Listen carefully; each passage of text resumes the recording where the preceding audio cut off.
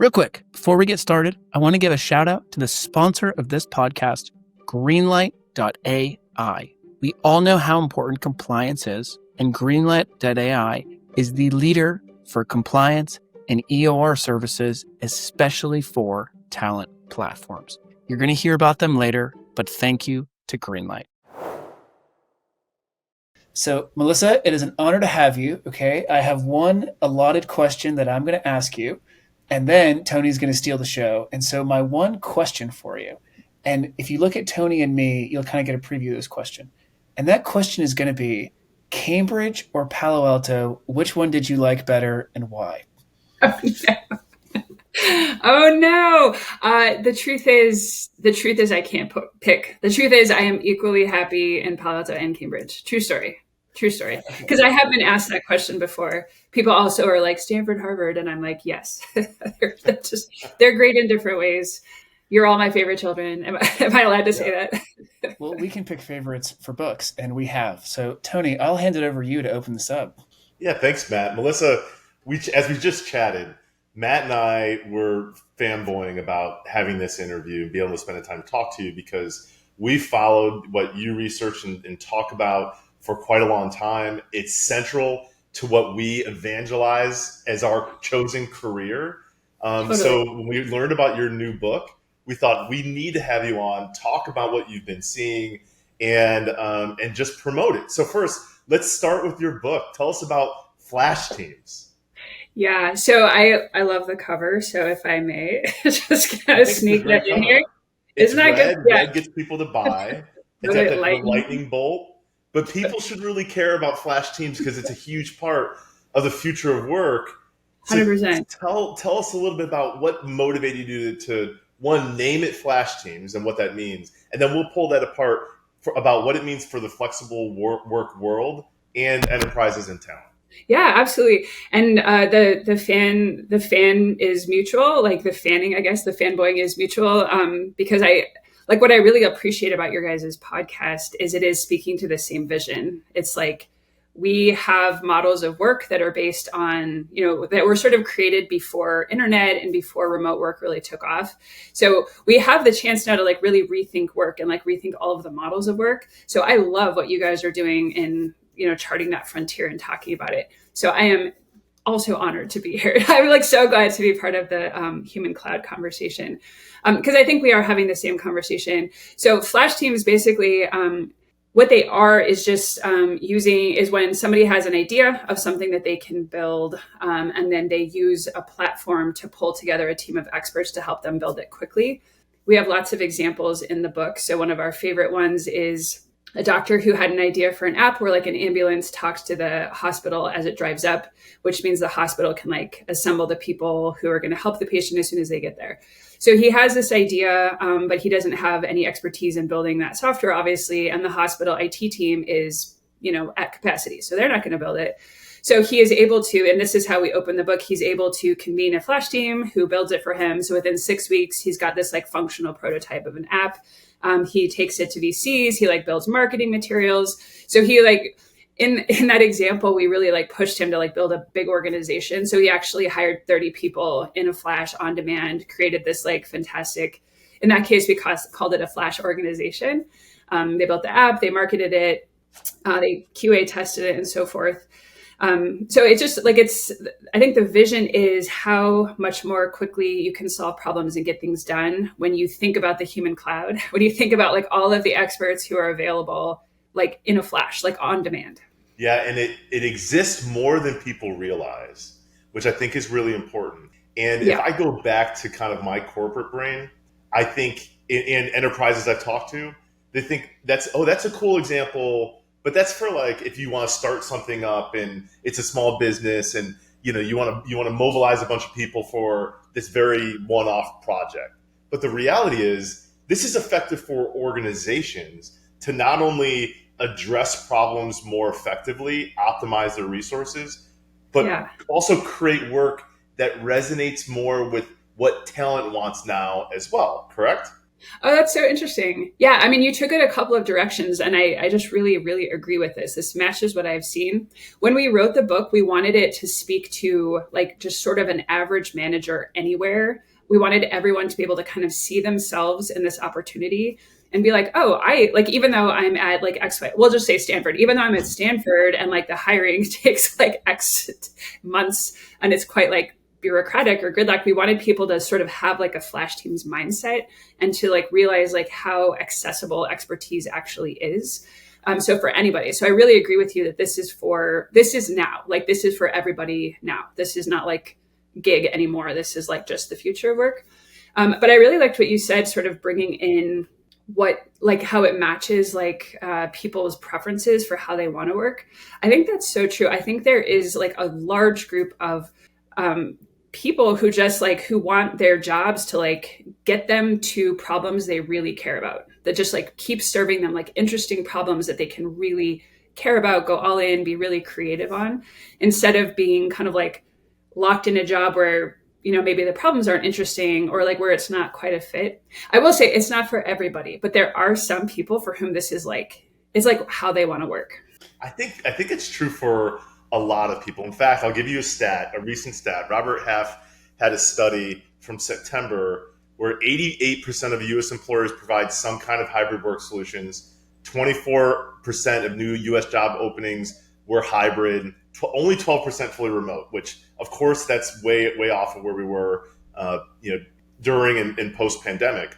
But only 20% of people, really 19%, selected fully in office as their top choice for how they wanted to work. Now, I get that's a point that reinforces the return to office or not dynamic. But as people became more hybrid, I really believe they felt a lot more autonomy to then start picking up whether it be side hustles or start engaging in things that use different talent. As an example, I think you have people that can be doing a job that's something they've done for a long time, but they have passions that don't align with maybe that industry or that work that they can now test out and explore if they get on a marketplace and offer up this different set of talent or expertise. And the more that people experimented with that, the more it opened up, kind of the door. So I guess I'd say to me, remote and hybrid work is kind of a gateway drug for not only the talent, but the employer. And the more they get into it, it's not a gateway drug, it's a vitamin because it creates and enables so much more possibility for the talent and the workers. However, so now that I've just said that, and I'd love your opinion on this, one of the chief concerns I get from enterprises is that they're trying to get their head around how do we make this possible is they say, but what about continuity of those teams? How do we keep kind of the culture that we've built and we spend all this time on their orientation and you bring in people externally or you bring in people just for short-term projects? Do we lose some of that cultural, dynamic that we worked so hard to create? Does it still exist in a different form with Flash Teams? Yeah, that's a great question. I think to me, it's like sort of like the unit of analysis kind of changes. And like the way that I would think about it is the culture and like the values and the community is like maybe more in like the network or in the organization. And I think what the mentality or the mindset really gives you is the chance to like solve problems fast in like small groups. And within that team, like what we've seen is that like the dynamic within the team that comes together to solve a problem, it tends to be very focused, right? Very task focused. A lot of solidarity on just like solving problems and getting the work done, a lot of like fast communication. And I think the culture in the team tends to be pretty specific to that way of working. But it's like really important that team is drawn from people, from like a community of people, right? I'm going to say human cloud again, like the human cloud, like that the people that are brought together, that those people are in a community that is really good. Like that community like takes great care of them, that they feel like they have career opportunities, that they have like mentorship, that they like belong to something, that the people that are kind of curating the network are like listening and like that there's like great employee voice opportunity, if that makes sense. So I can give you an example of that. Like one of the chapters we talk about a company called B12. Do you guys know? They do like Flash Teams for websites, basically. So They do talk about how generative AI changed things, so we could maybe put an asterisk in that, because I think this whole conversation changes a lot with Gen AI. Anyways, but they have a great story where, in fact, they were like rolling out some like Gen AI tool, and they realized that that was going to impact like the large network that they pull their teams from. And so they made sure that they had this like great town hall where they were very transparent, like, here's what's coming, here's the impact on you, here's like our plan for like what's going to happen. And then they listened to the impact on the people who were in the network and like really just had a great conversation around it. So I think that making sure that culture and voice happens within these communities is really important. And that's what makes the Flash teams like fun, because people aren't stressed. People are like, they're taken care of, and then they can like go hard when they find something they want to work on. Yeah. I mean, we couldn't agree with you more, because so much of Human Cloud is about amplifying the existence of these marketplaces that have teams, talking to enterprise leaders that are either already engaging or curious because they know that this is the future of work. They just don't know how to bring their titanic organization around the corner to get the change to happen. And I guess that's where I'd want to go next. I mean, when I talk to organizations, you touched on it, like it's kind of the legacy organization structure with the hierarchy and the career ladder that you climb every 2 years. There's this static existence that's really hard to break, because it's hard for enterprise leaders, even managers at any level, to get their head around a different dynamic for pulling those teams together and deploying and redeploying resources. How do you think organizations can start to shed those shackles of, history that make it so hard for them to embrace this change in the future of work? Yeah, I think people learn so much from experience. And what we've seen is like oftentimes within even legacy organizations, you're going to have some people who just really get it, who understand the potential of, we'll say, the human cloud, and sort of see the potential of like working at that interface. So for example, one of our early Flash teams that we write about in the book was a guy named Torian Dyer, who's an engineer at Accenture. And he really wanted to help Accenture, who was like funding some of the research, kind of test out what it would be like to work with a Flash team that would help build something internal, right? So that is going to freak out anybody. How about like the enterprise branding? What about all the enterprise systems? But so he did this like really great proof of concept where he showed that he was able to, so he convened a Flash team, they built an internal dashboard for Accenture, and then he was able to kind of go around and like do all these presentations where he showed, so he has some these two great stats that I'll share. So one of them is, he said he had basically built the dashboard before, like typically they would have hired the first person to like come help build the dashboard, right? So, and he did it at 1/8 the cost. So those are like that kind of experience, and like showing that it integrates with the systems, it integrates with the brand, and with those sort of stats, like once he can go around and tell people that, then that really changes. I think that really opens people's eyes to what's possible. Well, even your surgeon example that built the app, got the VC funding, that you can immediately recognize, okay, there's lots of skills that are way outside of probably what a surgeon might normally have, but he's got the expertise to inform the development. And you mentioned hiring 30 people. There's got to be people that hear that and go, whoa, how can you afford to hire 30 people? But part of the point is you're getting 30 fractional experts at a fraction of what they would normally cost for a full-time job in this dynamic organization where they come on board when they're needed, not at date. Like you got to bring all 30 people on board and then carry them all the way through the project and then drop them off. Right, exactly. That's what makes Flash teams so flashy. Yeah, exactly. And I think like once you sort of are in this world, then you understand like the fractional point of view, right? Is that people love their expertise. Like, I want to be a COO. I don't want to have to do all this other stuff. I just want to solve operational problems. So fractional like really opens that up for you. And the other sort of phrase that we used a lot when we were writing this book and kind of talking to people about this is like right-sizing the expertise, like right-sizing the ask of people. So like too often we're like in this like full-time employment model, and it's just not necessary. It can be helpful. I mean, we talk again about people need retirement, they need Social Security, they need insurance, right? So that is a consideration that always has to be like top of mind for leaders. People need to be okay. And when they're okay, like being able to like think more flexibly about how to right size the expertise, like right size the ask. I think that's where things get really like dynamic and like really exciting. So I I want think, to bring oh, go up ahead, Matt. to both of you, okay? Because I want to summarize some of the things you've both said, and I think it touches on two sides. The first is this is better for Melissa. I'm going to say this is better for most individuals, and then I'll explain why. And this is Mm, also better for most leaders. And so, one of the things that the first example I'll bring up is when Tony and I met.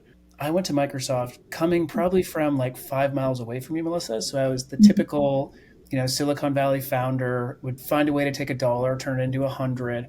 But when I got to Microsoft, I remember they were like, okay, like you have a $30,000 budget to hire, freelancers. And I was like, I have $30,000. I am so rich. Like I I thought I had mean, so much money, right?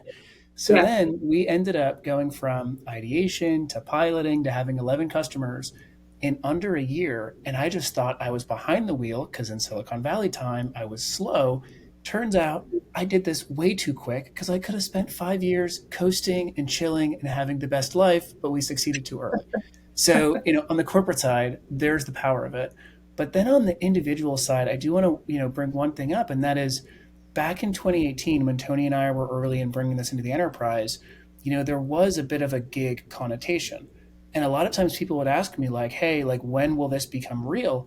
And my answer was, this will become real when someone who used to love working at Xerox PARC or Bell Labs is okay with having a flexible, fractional, independent career. I think we're at that point, and you brought that up in the beginning when you said these people are choosing the problems they want to work on, which is why you would go to something like Bell Labs or Xerox PARC. Mm-hmm. So I wanted to call those two threads out before you guys kept going because I'm like, these are fundamentally changing moments. And the question I kind of have for you, Melissa, is I know in publishing this book, this didn't happen overnight. So, Melissa, so I know that publishing the book did not happen overnight, right? Probably a Mm-hmm. 5-year process, probably 6 to 12 months from when you handed it over to the publisher Mm-hmm. and they actually made it go live. The question I have for you, and I know it's going to tee up kind of Tony as well, is what have you seen change from when you started looking into this to now, and even in the last 6 months, because this will also start to frame the AI discussion. But how have you seen this change from when you started researching it to getting it out there to publishing? Yeah, super fascinating to learn. Yeah, I mean, it is a funny moment. Like one of the things that we like to say in the talks, we'll like present all of these tools that we developed in our lab. So we'll have like a brilliant like computer science PhD student who's like building this like custom software based on this idea on how you like enhance Flash Team's capabilities. So they'll spend like a quarter, whatever it is, building the software. Then we study it. And then now my co-author, Michael Bernstein, is a CS professor. So what he likes to do now is show how you can do the exact stuff that it took us like months to like prototype to like just do it in ChatGPT. So he'll like throw up a QR code. So I can give you an example. So there was one where the platform was helping teams experiment with their team design, and it was a like multi-arm bandit, and it was that helped with the exploration, and then we had to like figure out the weighting on the multi-arm bandit. So anyway, it was like this like long months long process. And Michael now has like a demo. Well, he'll put a QR code up that's like, here's the prompt that you put into ChatGPT that basically runs the analysis for you. So in the last months, I think what I've seen is these capabilities are now just so much closer. They're so much more accessible.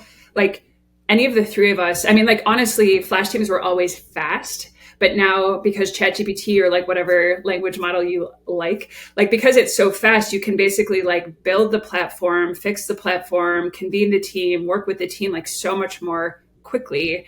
And it's like so much more accessible and so much faster now. That's what I'm seeing. Yeah, I'm curious what you guys have seen in the last months. Hey everyone, real quick, I want to talk about the risk that is involved with an independent workforce. No matter where you are, whether it's the US, whether it's Brazil, whether it's the EU, whether it's London, there is risk in how you classify and how you work with individuals. Unfortunately, it's not as easy as just paying someone.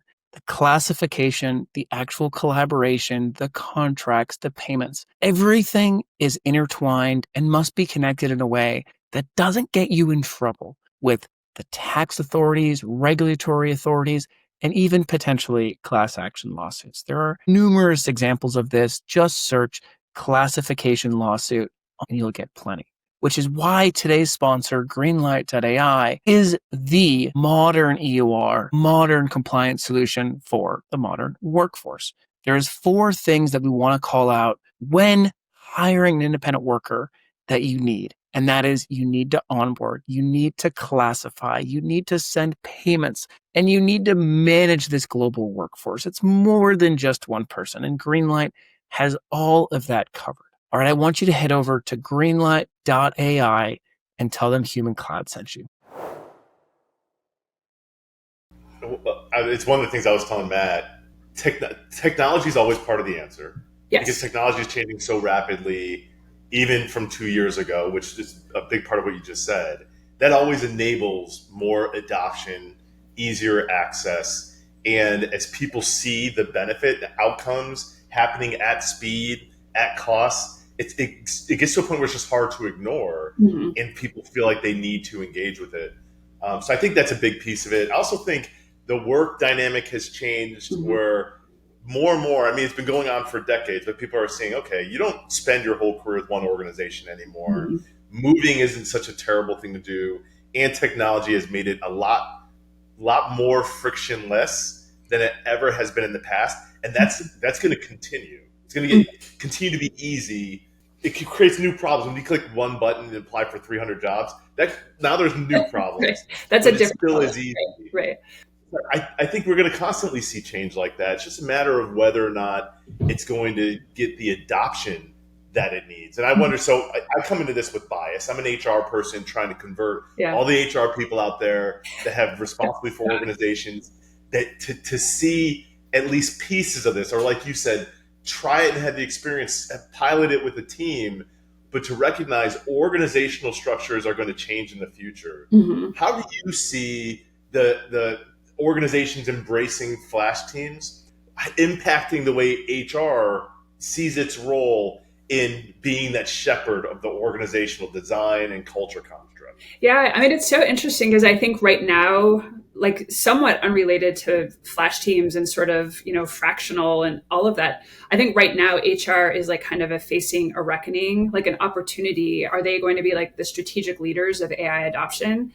And something that I really love to talk to HR leaders about is like the flash team's vision to some degree is like the ultimate HR use case, because it's like HR using AI tools to do better workforce development, to like match people to problems better. Like what if HR took that on as like a strategic mandate? And they don't have to, but I mean, like Tony, like HR has like so much like strategic opportunity. And in different companies, they play different roles. But I think, like I can think of some examples. I think the CHRO at Airbnb is like a design executive, and so he's very like design and like product focused on like HR is like that kind of a function, which I think it really is like HR's moment. I think to like sort of seize like AI implementation, workforce development, and I would love to see more kind of focus on this kind of thing with the dynamic structuring, dynamic workforce deployment. As I said, matching people to problems. Like HR could totally own that space. Well, they could, and my whole MO is they should. Yeah. Or it's going to happen to them. Someone in the organization is going to figure out how to mobilize and deploy these flash teams with external and internal resources. They're going to have great productivity. They're going to get these great results, and they're going to go, hey, marketing leader, which I've seen this in a lot of organizations. A lot of times as a marketing leader, how did you get all that done? They're like, oh, I did all this. And yeah, I circumvented HR, but they never would have let me do it. And they'll say, all right, you do HR. Like you take responsibility. We need this change. And HR is not stepping up to the plate. And I think just like you said, it's a huge opportunity, which is why we have conversations like this to help HR leaders open their eyes to this potential and then leverage their internal capital, their influence to champion this change, bring it to the organization. So the organization's like, wow, you're getting your job done. You're getting us talent fast, getting them working on projects, keeping them engaged, and having them work on cool things. And it's allowing us to deliver better outcomes. Yeah. Easier said than done, but 100%. Together we can get them there. 100%. It's making me think of something that I discovered, which I was delighted to discover, is that, for example, Stanford has like an Upwork cloud, like Upwork cloud, I guess. I think they actually do call it that, where like there are kind of Stanford vetted folks on Upwork, and the POs are like sort of already negotiated, and like a lot of the stuff that Stanford needs, which is different than other employees that Stanford needs for contractors, is like already taken care of within this kind of smaller subset of folks on Upwork. So the Stanford Enterprise Cloud within Upwork to me seems like maybe like a lily pad for people to recognize that like all the things that HR is like rightfully worried about, right? Like labor, like it's so important that we like take care of all of that stuff, that you can have like that layer that sort of helps. Like Upwork, for example, just provides that layer of, figuring out the IP, the local labor laws, the NDAs, like all of that stuff, so that it's easier for a Stanford person like myself now to be like, you know what, I don't know how to do XYZ, but I bet somebody on Upwork does know how to do that. And it's like easy to like, go ask that question and like work with that person. It's definitely so much easier when the compliance is lifted and taken away. Mm-hmm. So now you just have to find the talent. And when the talent's already vetted, you need whatever, a graphic designer or an AI prompt engineer. Yeah. And you can go into this pool and there's already someone that's done it at Stanford, has some familiarity with the organization. You can say, okay, work on my project now. Yeah. That makes it so much easier. And a long time ago, the phrase that came to mind instead of talent acquisition, for me at least, is talent access. Because when you just give people access to talent, regardless of their classification or the organization structure, you empower them to do so much more. Mm-hmm. But and really embrace the Flash team model. But without that, there's like shades on. Like it's hard for them to really see the potential. Yeah. Because they just haven't experienced it yet. Yeah, totally. Yeah, I can just give you a quick example because it's top of mind. Michael and I needed to record a podcast because we got nominated for this book award, and we started recording it, and we're like, this is much harder than we thought. And we were not stressed because we were like we knew that somebody on Upwork was going to know how to like edit it for us, and and indeed, like, so he and I, like, we were like literally like recording it, and we're like, this does not sound good. We don't know how to do this, but we were not stressed because we knew that we could easily. And we found this like amazing like podcast editor who just like got it done, and we like submitted within 24 hours and hit our deadline or whatever. I think it's just like the more that people just start to feel confident and comfortable that you can access experts anywhere all the time, it's just like it's like a state of mind. You know what I mean? It's just like, that there's folks out there that are really good at stuff that can help you. And when you tap into that expert, like they not only know how to do it, they know how to do it 10 times better than you. Yes. They do it faster. They do it more easily. Instead of you struggling through this part that you're just not good at. Nobody expects you to be good at all of these. You don't have to be a one-man band. You can assemble your band in a flash to deliver all the instruments with a level of expertise that you couldn't possibly learn on your own. Yeah. And I think that's what's so valuable about embracing the structure is you're not just borrowing these resources that are all low level or they only have this one skill set. Right. They not only have an expertise, but that expertise has been applied to other enterprises and other projects. So they're bringing that experience to bear, and they can ask you better questions than someone that doesn't do this all the time and have this focus there. They can make suggestions that maybe you wouldn't have thought of because they already went through this with somebody else. 100%. Yeah, like their expert questions. Yeah, like right at the start. I'm sure you've had this experience. Like they ask 3 questions, and you're like, wow, I would literally have never thought of that. But they come in like knowing like here's the top 3. The other thing that I'll just say quickly that I've seen change is experts using AI. But it doesn't mean you don't need the expert. It just means the expert is like even faster and even better now. I had like this team help me produce a video, and they, like, from the beginning, I was like, please use AI. And they're like, we're going to use AI. And I was like, fantastic. So I think the videos were like fast and good, faster and better, but they definitely had the expertise. I think we were saying this, right? Like the integration, like that, the focus on being able to like land the whole thing, like really deliver this like very integrated vision. Like that's what the experts do. They use the AI and they like deliver these really great products. And I like how the example you use with the podcast, it while you knew you could get these things done and the resources were out there, most importantly, it didn't freak you out. It gave you confidence. Like, oh, we can't do this, but we can find someone who can. We can do it fast and still meet our deadline rather than panic setting in, like, how are you going to get this done now? Yeah. It's such a flip. It switches the flip so quickly, but you have to have that mindset, which again, shameless plug for your book, which is why folks should read the book so they can get into that mindset. We all learn from examples. You've already mentioned several great examples, but I know there's more in the book. Yeah. They can start to put themselves in those shoes of that mindset before they ever start taking what feels like a risk. Yeah. And give them more confidence, more wind at their back when they do want to be the champion in their organization to drive this change. Yeah, 100%. Yeah.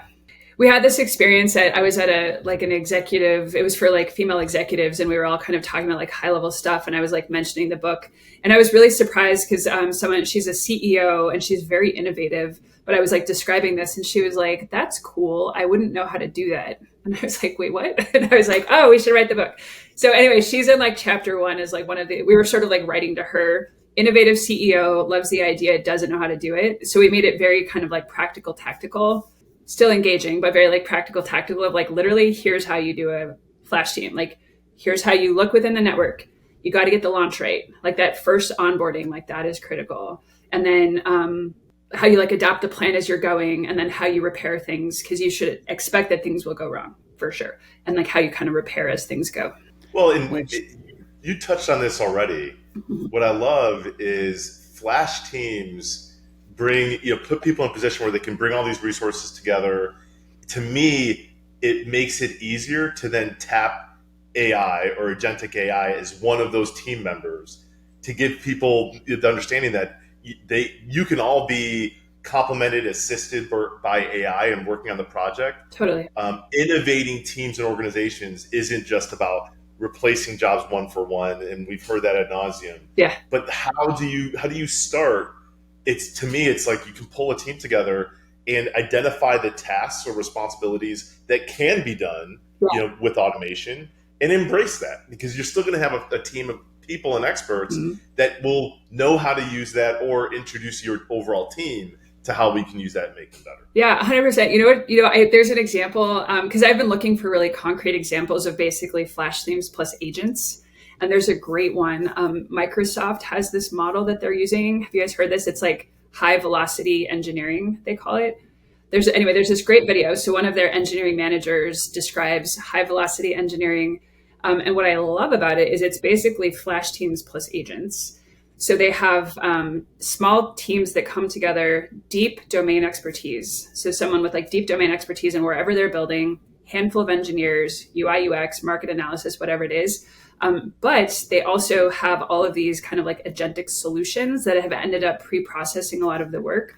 So as an example, just because I really love when it's concrete, they'll have like agents do like market research, scenario planning, engagement scoping. So like the agents will have like done all of that work. So when the team gets in the room, the first draft, the deep research has all been done. So then the team that gets there can have like a faster conversation. Sometimes the engineers will be kind of like coding on the spot. So they say in this great example that she gives, she's like, usually it's like 10 people, several weeks. But now with this like high velocity engineering, flash teams plus agents, they basically like get people in and like within 24 hours, they've got something going, and it's just like much faster to get it to completion. Yeah. And you described a lot of roles that don't want to do that market analysis, scenario planning. Totally. Yeah. Just because they can, they like to get 90% of it done and then apply the critical thinking, the creativity to get it the last 10% of the way. So now we can start problem solving. Yeah. Totally. We know all that context setting, is really important, but it can feel like grunt work, or it can feel like outside of your normal role and responsibilities. So automatically brings that imposter syndrome, like panic of, okay, I can do this, but man, am I really going to do this as effective as I could? No, this really smart bot is going to do it for you. Yeah. And you can finish the job. Yeah. And you don't have all like kind of like the handoffs of like waiting for the market research and then now it's back, but is the engineer free? Yeah. So it's just like, it's there on the spot. You're starting to work. Yeah. It does. It so often goes right back to speed. Speed is such a great value. It's such a great outcome. Yeah. And it benefits everybody. It benefits the cost. It benefits the org, and it benefits the overall outcomes. Getting back to the talent that's involved. What do you see are some other benefits for participating in flash teams and having this career that's maybe not so predictable, but probably is more, I think there's data, I shouldn't say probably, Mm-hmm. the data shows is more engaging, intrinsically valuable Mm-hmm. for the talent that's participating. Yeah. Can I give you two examples? So, Always. okay. So, on the Flash Teams book tour, I keep meeting like really interesting examples of this kind of work. So, one that I met recently is a group called Chief Outsiders. Have you heard of them by chance? So, No, but sounds like we should know them, yeah. especially if they're cheap. No, I need to introduce. I know everyone needs to meet everyone. We need to have like a human cloud conference, and like everyone needs to bring all of their like network of people in this area. They're marketing, fractional marketing. What I was really interested in, and they gave me a demo of this, is the people who sort of started Chief Outsiders. They are very experienced marketers, so they have like incredible domain expertise in marketing. So they've got this platform that basically helps any like of their fractional marketers sort of spin up a new marketing campaign with all of these like best practices and just like deep domain expertise on what it takes to have a successful campaign. So I think for somebody who loves marketing, like when you show up with that kind of a tool, with that kind of like a platform and all of that deep domain expertise, I mean, it's like really like, it's like step by step. And they've got all these like integrated deliverables and like templates and stuff like that. I think being able to work at the top of your game like that, just like very informed by deep domain expertise, I think that's just fun. That makes you so powerful, right? Like you're not like opening a domain, like you're not like opening a Google Doc and from scratch being like marketing campaign. You know what I mean? Like the template's there. Like you're just like making the decisions that are really like high value and creative. So I feel like Chief Outsiders gave me just an example of this sort of model when you have deep domain expertise and like fractional people come in augmented, like truly augmented by all of this knowledge and all of these like really smart platforms. So I think that was a piece of it. I said two examples, but then I got really too excited about that example. That was a great one. What I can immediately hear the pushback or the hesitation. Oh yeah. Is because I love that. It is true. It should be empowering, but I think the approaching it for a lot of enterprise professionals is it feels threatening. Just like AI. Yeah, I could be working with all these experts. These experts are so much better than me that like now I'm not as valuable. To me, the point, the fact that you brought them in, that you enabled your organization to take advantage and access this amazing talent, not only makes you better, more energized and excited, but it drives better outcomes. I think a lot of times there's this hesitation to, but that's the same reason I don't want everybody to start working with this AI bot, because I start using it. They're like, oh, that's smart. Yeah. Why don't we work with them instead? Yeah. Oh, that's a great question. I mean, I haven't thought about that too. I'm thinking about that like on the spot. It feels to me like maybe there's opportunity for people to like really get clear on like what they're really good at. And I think that's different for everybody. I feel like, so like my superpower as an academic, like when I'm on a team, I know that I'm good at framing, but I'm not good at other stuff. But sometimes like I know which of my grad students are like really super amazing at other stuff. So when I'm like forming the team, I know that I can bring this. And so I think that's like what I was sort of imagining. If you're somebody who's like a marketer in enterprise, I would guess that you're good at like relationship management, for example, right? For example, I'm like, that matters. You're like really maybe really good at like knowing your customers or like knowing the brand. And it's possible that the person that you're going to bring in for like a fractional moment of like problem solving, it's possible they're really good at like strategy or like campaign structuring. You know what I mean? Like, I'm sure you have this experience when you work with someone who's just like so good at something and you're like, dang, you know what I mean? Where you're like, and it's like within 20 minutes, they provide more value than like you would have gotten in a month by yourself. You know what I mean? But like you do that for other people too. It's like knowing like, what is your superpower?